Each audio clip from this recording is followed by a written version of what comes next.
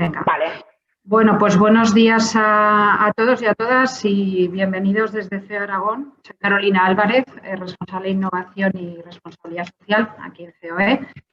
Y bueno, bienvenidos a esta mañana en la que vamos a hablar en esta nueva sesión telemática sobre un tema que nos ha parecido interesante, que nos ha propuesto uno de nuestros socios habituales, que está al día, que es una nueva regulación, bueno, nueva, es una regulación ya existente, pero que, bueno, entra en vigor, acaba de entrar en vigor y nos ha parecido interesante reforzar la información necesaria, unas píldoras prácticas muy prácticas, sobre todo dirigidas a empresas, en este caso, que la normativa PSD2 aplica con el objetivo que tiene de seguridad, aplica a todos, incluidos consumidores y ciudadanos, pero en este caso el enfoque que queremos darles hacia comercio, ¿no? Hacia lo que son comercios físicos y virtuales, ¿vale? Todo lo que serían las transacciones empresariales de este tipo. Para ello nos acompaña, y ya doy paso directamente a Susana González.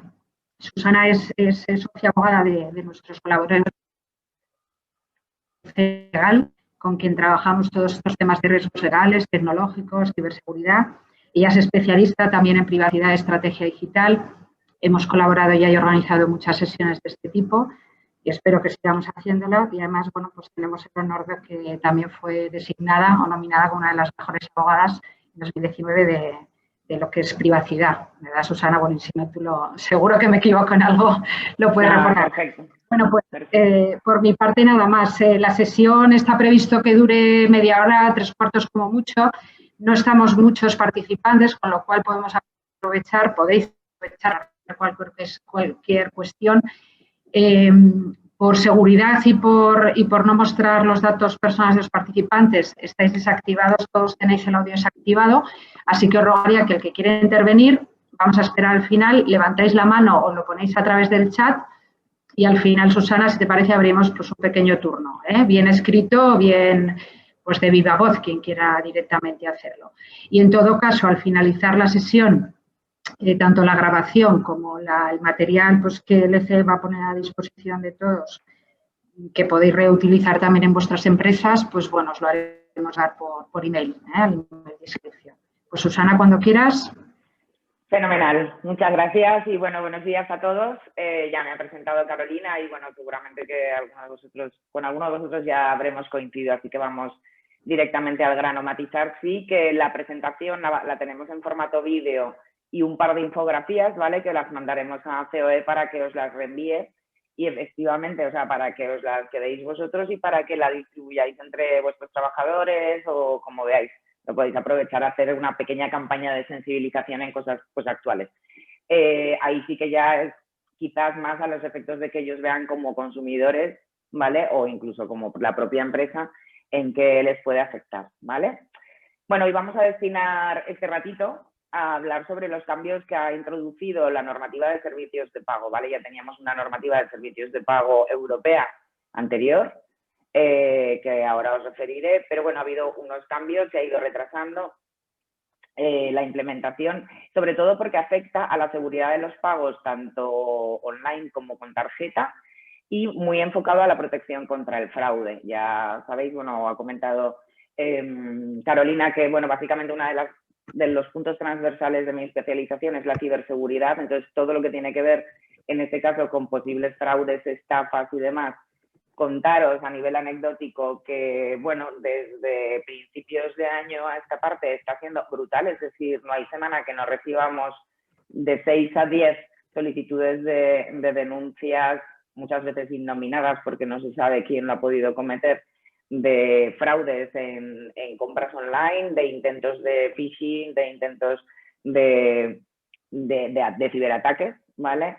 Y sobre todo muy enfocados precisamente a que ha habido bastantes problemas de implantación de esta normativa por parte de muchos bancos y que, bueno, se están produciendo ataques que al final se pueden hacer con las cuentas corrientes. O sea, no solamente es que haya un fraude de que compres algo y ya no te llegue, sino que realmente se está llegando a acceder a las cuentas y poder hacer disposición, con lo cual, en cierto modo, es importante como personas y, desde luego, como empresas. Entonces, buscando un poco contaros qué ha sucedido y cómo podemos mejorar las cosas y con qué nos estamos enfrentando con nuestros propios bancos y pasarelas de pago, pues es un poco el objetivo de hoy, ¿vale?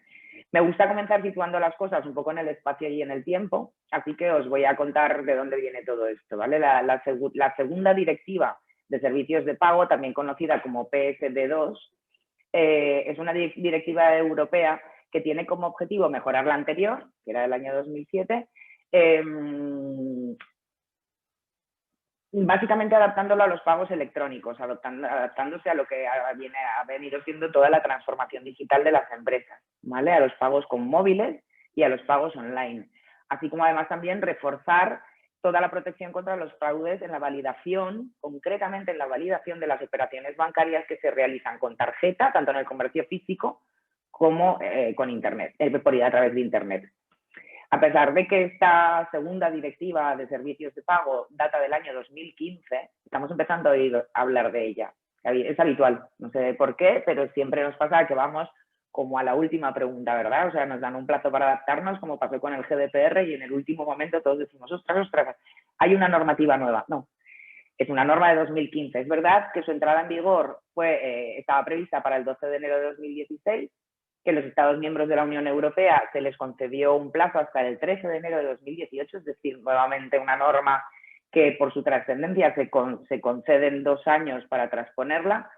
Sin embargo, pues algunos Estados miembros se retrasaron, como fue el caso de España, que vino a transponer la directiva en noviembre de 2018.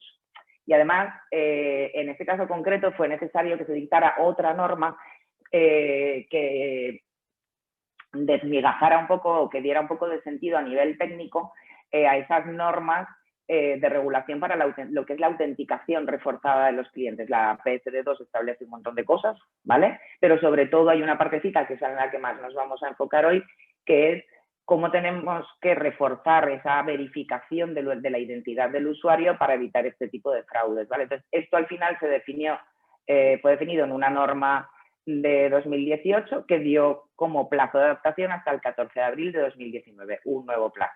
Es decir, en abril de 2019 ya deberían haber estado implantadas las medidas previstas en la PSD2, como es el caso de la autenticación reforzada de la que hablamos hoy.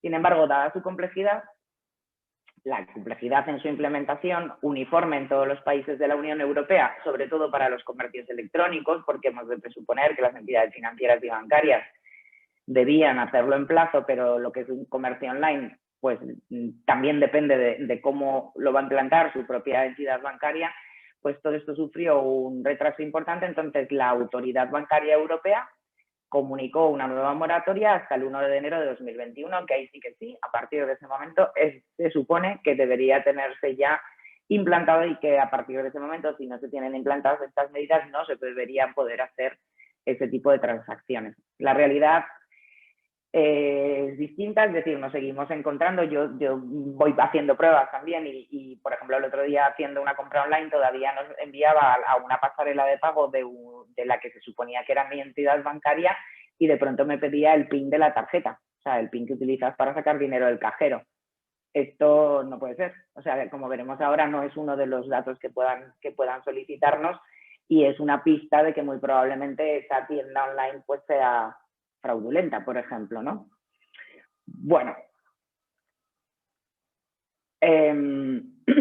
como consumidores, muchos no notaremos demasiados cambios, porque es verdad que hay entidades bancarias que han ido bastante por delante, se han ido adaptando más o menos en plazo.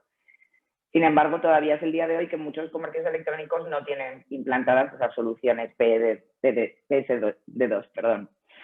A partir de ese 1 de enero de 2021, los comercios que no cumplen con los requisitos de la PSD2 no pueden llevar a cabo transacciones, y básicamente lo que tienen que hacer es implantar medidas de verificación de la identidad del cliente, es decir, asegurarse de que somos nosotros quienes estamos solicitando una compra online, quienes estamos solicitando el pago con nuestra tarjeta y que verdaderamente es la que se tiene asignada a nosotros. Esto es lo que se viene a llamar autenticación reforzada del cliente, ¿vale? O Strong Consumer Authentication, o SCA, que también lo veréis por ahí, para todos los pagos con tarjeta.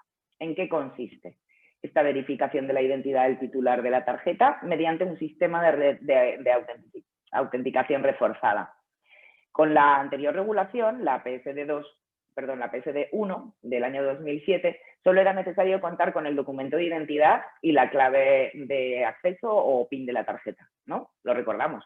Ha pasado tiempo, pero es verdad que comprábamos y teníamos que mostrar nuestro DNI y además poner un PIN, ¿vale? Tras la entrada en vigor de la PSD2 y fruto de la enorme transformación digital que todos estamos viviendo y de los continuos intentos de estafa, fraude y ciberataques, pues ya nos hemos ido acostumbrando a introducir otros factores de autenticación para validar nuestra identidad en los pagos con tarjeta. O bien introduciendo nuestra tarjeta o mediante contactless, ¿vale? De la propia tarjeta o del teléfono móvil en el comercio físico, o los datos de nuestra tarjeta, la fecha de caducidad y el código CVV en el comercio online. Con ello, el comercio conecta con la pasarela de pagos de nuestra entidad financiera, que nos solicita bien el PIN en el comercio físico a partir de determinadas cantidades, o bien otro factor de autenticación.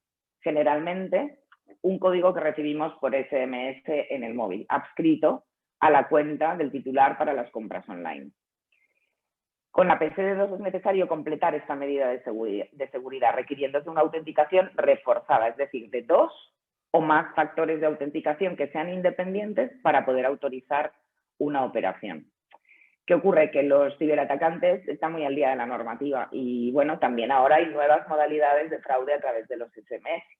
Entonces, muchas veces esos SMS de autenticación no solamente te dan un código que luego tienes que introducir en el comercio online en el momento del pago o en tu propia pasarela del banco en el momento de validación de ese pago, sino que te incluyen un enlace para autorizar. Y a veces es ahí donde en esa URL nos lleva a una página fraudulenta. En general, bueno, a los bancos no les gusta mucho porque la mayoría lo han activado como SMS, pero si nos dan la opción de activar SMS y correo electrónico, yo soy más partidaria de activar el correo electrónico, aun cuando lo tengamos igualmente en el móvil, ¿vale?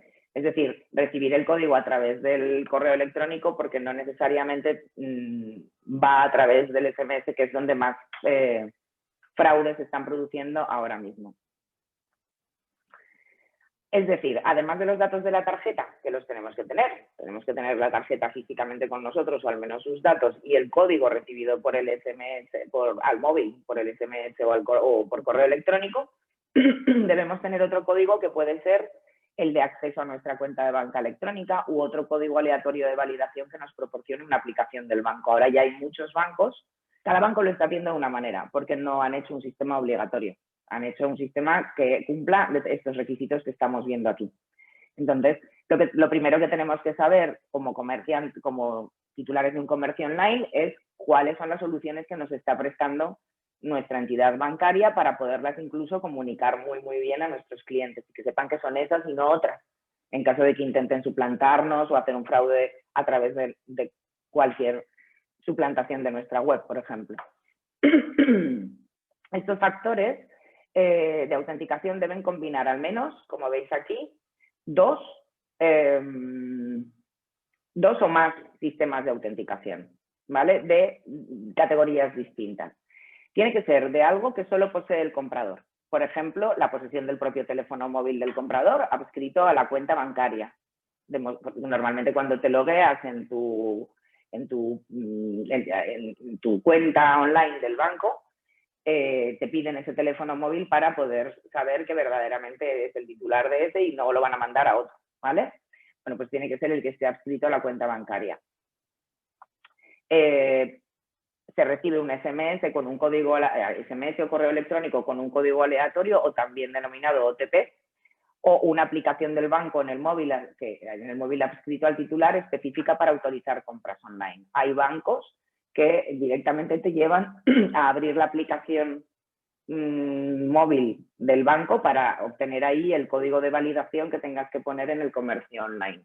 Quizás esto sea lo más seguro, porque de la aplicación de nuestro propio banco, no solamente ellos tienen esa responsabilidad, sino que nosotros nos debemos fiar. Al fin y al cabo estamos operando a través de esa aplicación y ya tiene sus medidas de seguridad antes que de un SMS, por ejemplo. Otros están utilizando sistemas tipo pues, Google Authenticator, es decir, sistemas que generan códigos aleatorios y además efímeros, que duran muy poquito tiempo, ¿vale? Entonces, tampoco está mal. Es decir, Al final de lo que se trata es de cumplir ese requisito de tener algo que conozca el usuario, algo que tenga el usuario en ese momento, que es la aplicación, el código recibido por alguna parte, y como tercer requisito, algo que es el propio comprador.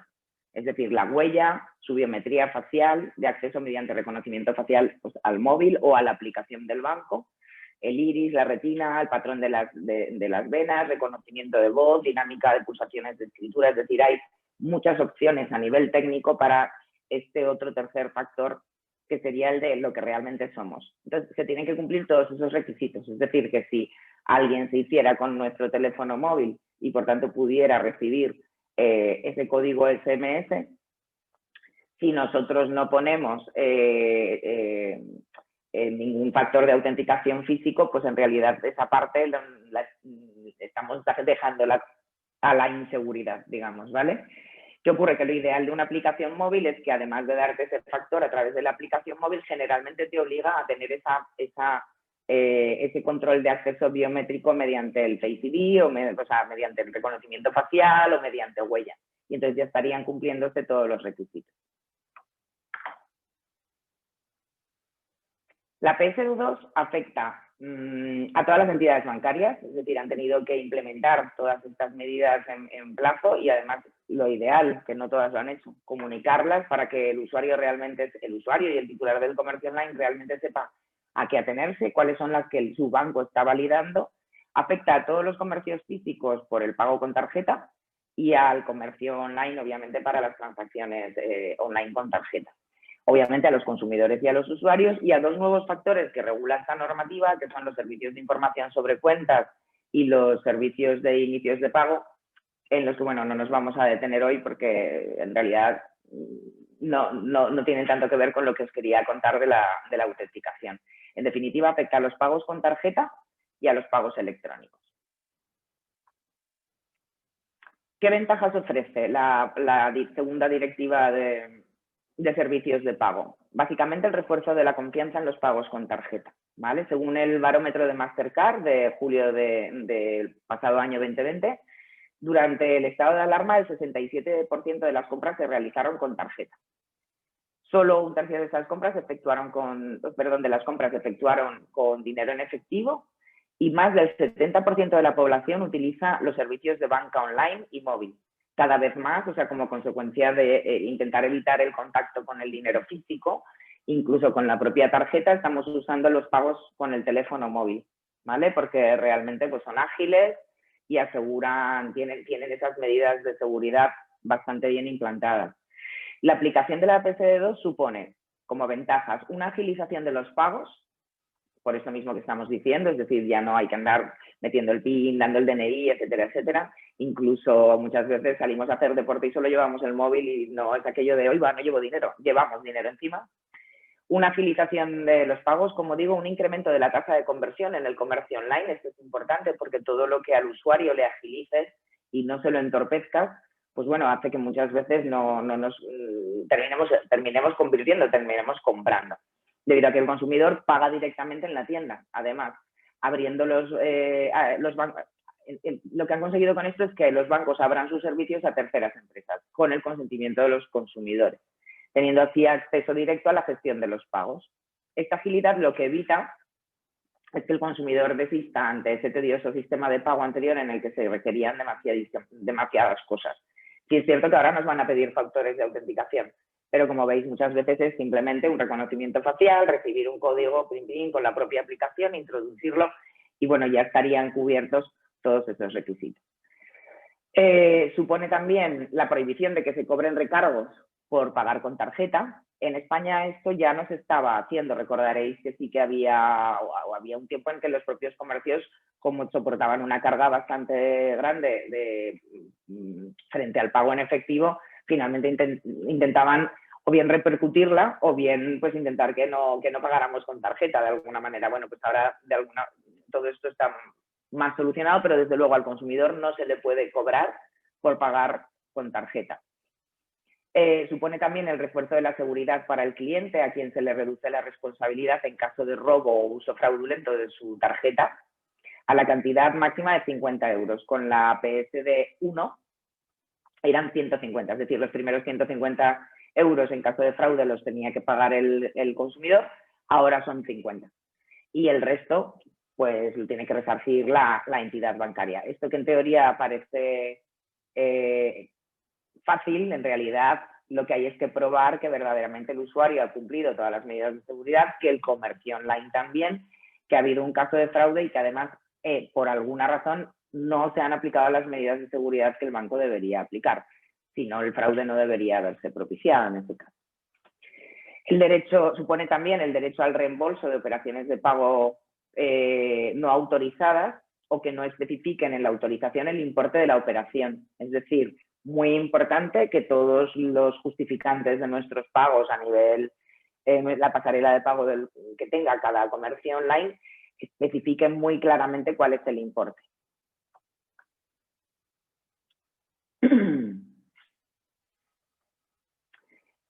¿Siempre tenemos que introducir tantas cosas para validar las operaciones a raíz de la PSD2? Pues no, tenemos determinadas excepciones, ¿vale? Y esto es interesante porque yo creo que es lo que más confusión ha causado. Mi banco no se ha puesto al día porque a mí no me pide nada, por ejemplo. Bueno, pues no, porque depende de las cantidades, depende para qué cuestiones. Imaginemos si estamos hablando del tema conversión o de que la operativa sea realmente cómoda o fácil o ágil, pues no podemos pedir tantísimas cosas para sacar un ticket de metro, por ejemplo, ¿no? O sea, hay pequeños importes para según qué transacciones que estarían exceptuadas. Las normas técnicas de regulación para la autenticación reforzada de clientes de 2018 establecieron una serie de excepciones a esta autenticación reforzada, como son, por ejemplo, para el acceso online a una cuenta corriente para consultar el saldo. Es decir, realmente nosotros accedemos online, tenemos nuestras claves de banca electrónica y con eso no nos piden más autenticación. O sea que ahí los responsables de custodiar nuestras claves de banca electrónica somos nosotros. No estamos haciendo una transacción hasta ese momento, simplemente consultamos movimientos bancarios de los últimos 90 días. Tampoco es requerido para efectuar pagos electrónicos de hasta 30 o de 50 euros en caso de tratarse de pagos contactless, es decir, las compras tanto en comercio físico con contactless como las compras online de hasta 30 euros, pues no requerirían este tipo de tercer factor, siempre que no se hayan acumulado cargos por pagos electrónicos sin autenticación, reforzada de más de 100 euros o 150 en el caso de los pagos contactless desde la última vez que se solicitó la autenticación reforzada, o que no se hayan hecho más de 5 operaciones seguidas. Es decir, al final la medida de seguridad frente al fraude es que salten las alertas en el caso de que a partir de una determinada cantidad o de compras muy recurrentes en muy poco espacio de tiempo ya puede darse a entender de que puede estar resultando una estafa y entonces empezaría a pedir esa autenticación. Otra excepción es para efectuar pagos en terminales no atendidos, como por ejemplo es el pago pues, de un ticket de metro, de tranvía, de autobús, peajes, aparcamientos, etc. Otra excepción sería para realizar operaciones recurrentes con el mismo importe y el mismo beneficiario. Es el caso de las suscripciones, ¿vale? O sea, bueno, yo creo que se entiende claramente. Es decir, son importes recurrentes de algo que hemos suscrito, existe un contrato detrás de ello y, bueno, pues no necesariamente tienen que pedir todo este tercer factor de autenticación de forma constante. Otra excepción es para efectuar pagos a beneficiarios incluidos en usuarios de una lista de confianza. Imaginaros pues eso, o bien las domiciliaciones recurrentes o bien los pagos que nosotros tengamos de traspasos de cuenta o el propio Bizum, que lo tuviéramos recurrente para hacer algún tipo de pago. Por ejemplo, también es una excepción para realizar el traspaso entre cuentas de un mismo titular, es decir, tenemos 2 cuentas en una misma entidad bancaria, para pasarnos dinero de una a otra tampoco es necesario.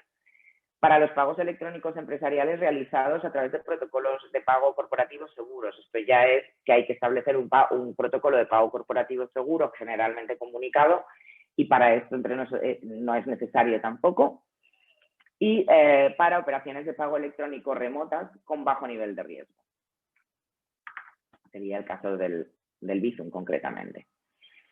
Entonces, la gran pregunta es, bueno, ¿realmente se consigue ese nivel de seguridad del que se pretende? Bueno, yo aquí os quiero recordar nuevamente, como siempre, que nada es 100% seguro, que aun cuando se está procurando reforzar la seguridad de los pagos online, los cibercriminales también llevan años trabajando en averiguar cómo atacarlos o cómo atacarlos, o cómo suplantar a los comercios online e incluso a las entidades financieras, que son las más desventajadas en esto, es decir, todos los intentos de phishing, que es todas las comunicaciones que nos llegan a través del correo electrónico diciendo que es nuestro banco y que nos piden las contraseñas para restablecer nuestra cuenta, que encima nos queda poco tiempo, etcétera, etcétera.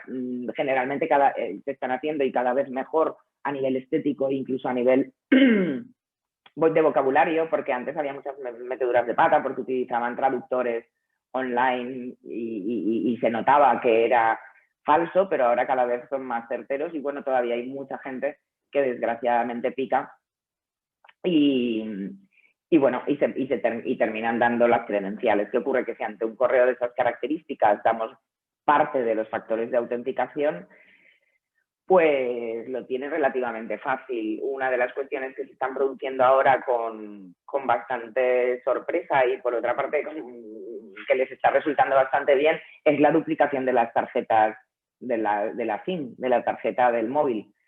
Porque, bueno, pues todavía hay operadoras a las que simplemente con llamar y decir el DNI, sabiendo el número de teléfono, es decir, conocemos el número de teléfono, conocemos el nombre y el apellido de la persona y conocemos su DNI. No es tan difícil, hay muchas listas publicadas, sobre todo pues de funcionarios, que nosotros, algún cliente también tenemos que intentan reclamar por qué tiene que haber tanto dato publicado de ellos, porque finalmente es relativamente fácil llamar a la operadora, pedir un duplicado de la SIM, lo instalan en otro teléfono, es cuando nos notamos que nuestro teléfono empieza a funcionar mal o ya no nos permite hacer cosas con los datos porque esa tarjeta está operativa en otro teléfono. Hay veces que incluso solicitan la portabilidad a otra compañía con esa misma información. Entonces, el gran problema ahora lo tenemos con las operadoras, que deberían también reforzar la autenticación, porque en el momento en que otra persona tiene la SIM metida en su teléfono, tiene muchísima información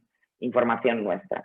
Y puede recibir los SMS con los códigos de validación de una compra online. Por eso os decía al principio que es mucho mejor, desde mi punto de vista, recibir los códigos por correo electrónico, porque aun cuando tengamos el correo electrónico en el móvil, el ciberatacante que nos haya podido duplicar la tarjeta SIM no va a tener además las claves para instalarse la aplicación de nuestro proveedor de correo. Es decir, tendría que tener ya demasiadas cosas, entonces ahí se queda sin ese factor, ¿vale? Sin embargo, SMS sí que le va a llegar. No sé si me estoy explicando, pero si no, luego ponemos algún ejemplo. Vale, pues alguna medida de seguridad que os quiero recomendar. Es conveniente tener en cuenta siempre algunos consejos básicos para las compras online, incluso por eso me parece interesante que vosotros podáis comentar entre vuestra gente, entre vuestros trabajadores, familiares, etcétera, estas medidas de seguridad, a pesar de que obviamente las tenemos que también considerar como implantadas dentro de nuestro comercio. Si nuestro banco nos requiere una aplicación móvil para validar las compras, es importante comprobar que la aplicación que introducimos en nuestro móvil es realmente la oficial. Para ello, lo recomendable es descargarla siempre desde las tiendas de aplicaciones oficiales, es decir, tanto en iOS como en Android existe un market, una aplicación a su vez, que es desde donde nos descargamos las aplicaciones. Pues desde ahí, ¿vale? Porque estos markets ya validan que verdaderamente sean las aplicaciones oficiales. En cambio, muchas veces, ¿qué hacemos? Entrar a internet y decir, quiero descargarme la aplicación de tal cuestión, tal banco, por ejemplo. Y entonces nos aparece siempre como una URL, o sea, una página web en la que accedemos y ahí también nos permite la descarga. ¿Qué ocurre? Que esa página web puede ser fraudulenta. Entonces, la recomendación es siempre hacerlo a través de los markets oficiales del móvil. Nunca, desde luego, a través de una sugerencia que nos llegue de descarga de una aplicación por SMS. ¿De acuerdo? Es decir, por mucho que nuestro banco parezca o nos diga, descárgate la aplicación del banco y nos envíe un SMS o un correo electrónico, lo ideal es irnos al market y descargarla desde allí. Importante recordar que los bancos saben que por teléfono, por correo electrónico y por SMS les están intentando suplantar para pedir información a los usuarios, personal y financiera. Precisamente por eso nunca nos van a pedir ni por teléfono, ni por correo, ni por SMS que introduzcamos datos personales o códigos de acceso recibidos por SMS o por correo electrónico. No compartamos con nadie nuestras claves de acceso, de nada, ni a banca electrónica, ni del móvil, ni de nuestras tarjetas. Esto parece bastante obvio, pero sigue sucediendo. Muchas veces en relaciones de familiares, etcétera, etcétera, se comparten pues, los datos de la tarjeta, tenemos los móviles desbloqueados, es decir, al final la seguridad es ponerle puerta al riesgo, ¿vale? Entonces, un móvil que tengamos desbloqueado, pues es muy fácil que cualquiera pueda, incluso por la previsualización, ver un código que nos haya enviado por SMS o por correo electrónico el comercio online en una transacción. Pues bueno, yo soy partidaria de no tener las notificaciones previsualizadas, pero yo soy muy friki de la seguridad. Lo recomiendo, pero desde luego el móvil tiene que estar bloqueado y no darle a nadie las claves. No realizar transacciones online mediante la introducción de datos personales u otros factores de autenticación cuando estemos conectados en las Wi-Fi públicas. En esto insistimos mucho porque la inmensa mayoría de las Wi-Fi públicas no están suficientemente securizadas, con lo cual es relativamente fácil, por no decir muy fácil, se llama snifar el tráfico de red, es decir, poder visualizar qué está haciendo la gente que está conectada a esa red pública en ese momento, y sobre todo si se hace algún tipo de transacción pueden dar perfectamente con toda nuestra información personal y replicarla en algún otro momento. No dar acceso a nadie a nuestro móvil, desde luego, y a la mínima duda, pues contactar con nuestro banco, que cada uno de ellos serán los que nos tengan que decir cuál es la operativa concreta respecto a la implantación de la PSD2. Y en principio hasta aquí era lo que os quería contar, y cualquier duda que tengáis, cualquier pregunta que queráis hacerme, pues en la medida que pueda, estaré encantada de resolverla.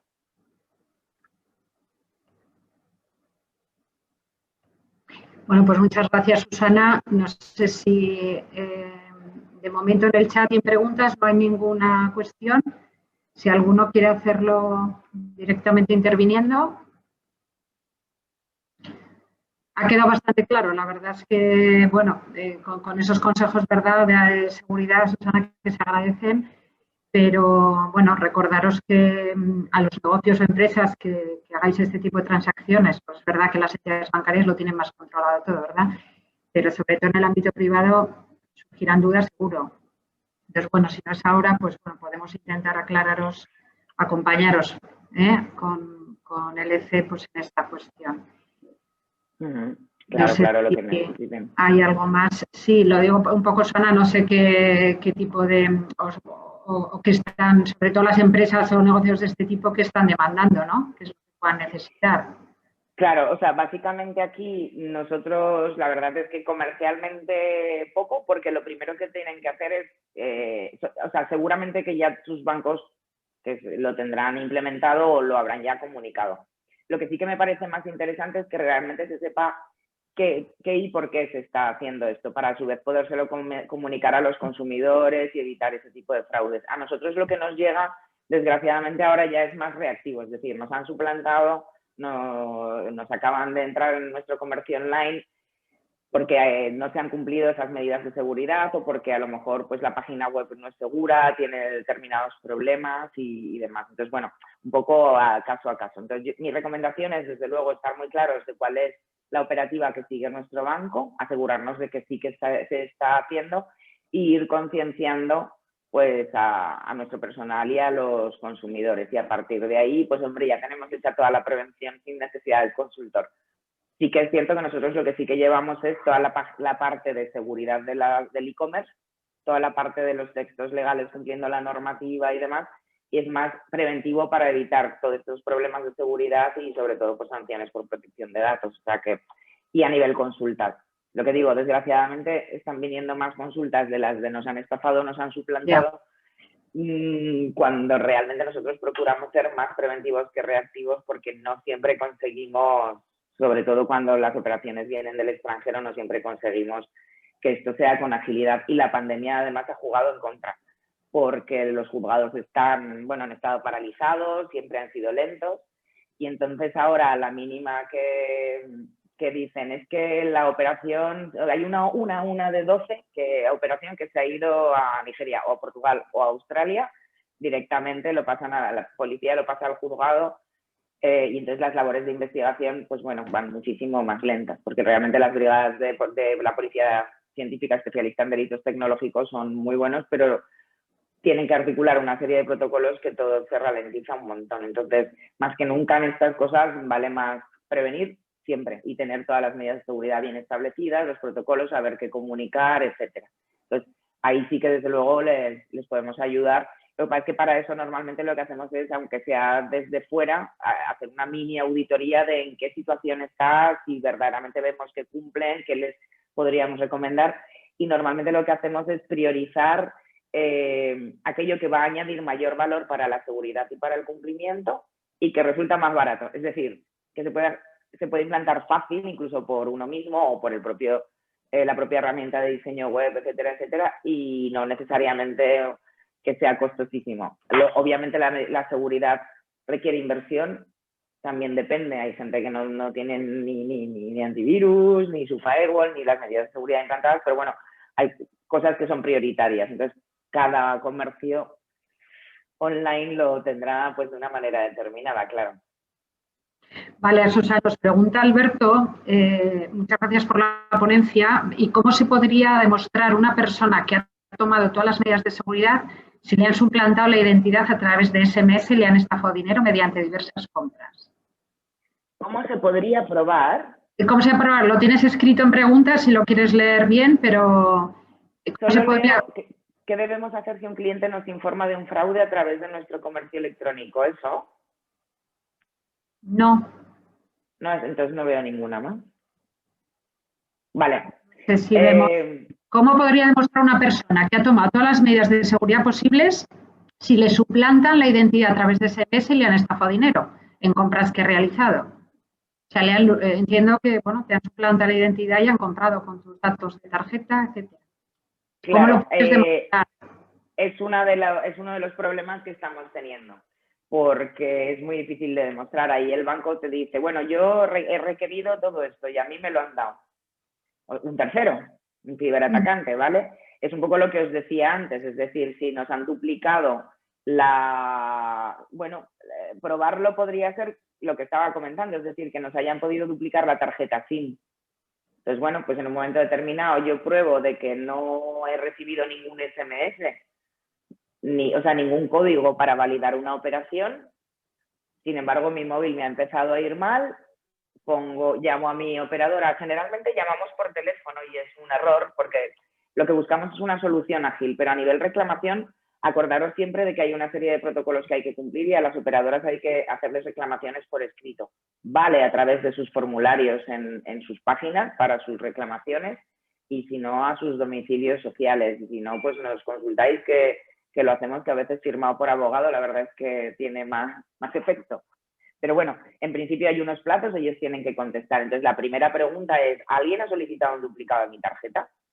Porque realmente está pasando y es tan sencillo como lo que os decía. Es decir, tengo un DNI y un nombre y apellido y un número de teléfono y llamo. Oye, que necesito un duplicado de mi tarjeta. Ay, es que le pedimos el DNI por seguridad. Vale, tómalo, papá. Ni siquiera te piden una copia, que lo que tendrían que hacer, vale que no es muy digital, pero es, vale, le van a entregar la tarjeta en tal tienda, pero usted tiene que llevar su DNI para verificar que lo que nos ha dicho por teléfono realmente es usted, por ejemplo. Pero como esto no lo están haciendo, están entregando DNI, tarjetas SIM.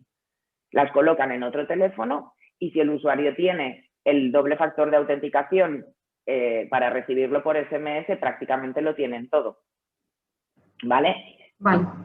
Y sobre todo si a través de esa SIM puede tener acceso, pues eso, a una aplicación. Lo que ya está siendo más difícil es que a través de la SIM se tenga acceso a la aplicación bancaria porque te tienes que loguear, tienes que registrarte de nuevo, etcétera. Pero bueno, entonces, ¿cómo probarlo? Complicado. O sea, básicamente tendríamos antes que probar que nos han duplicado la tarjeta sin que la operadora cumpla las medidas de seguridad. Y en este caso probablemente tendríamos que ir contra la operadora porque si al banco le das todo lo que pide, todos los factores de autenticación, en realidad sería un poco un problema de falta de custodia por parte del usuario. Por eso la recomendación era intentemos evitar el SMS y mejor el correo electrónico. Problema, tardan un poquito más en llegar los correos electrónicos que los SMS. Entonces, es verdad que de momento no hay nada perfecto, ¿vale? Pero hay que andarse con bastante cuidado. No sé si he respondido. Sí, yo creo que se ha quedado claro. Hay otra cuestión relacionada que dice: ¿qué debemos hacer si un cliente nos informa de un fraude a través de nuestro comercio electrónico? Pues solicitarle toda la información posible para valorar si verdaderamente nos han suplantado. Y luego recomendarle que haga un acta de navegación.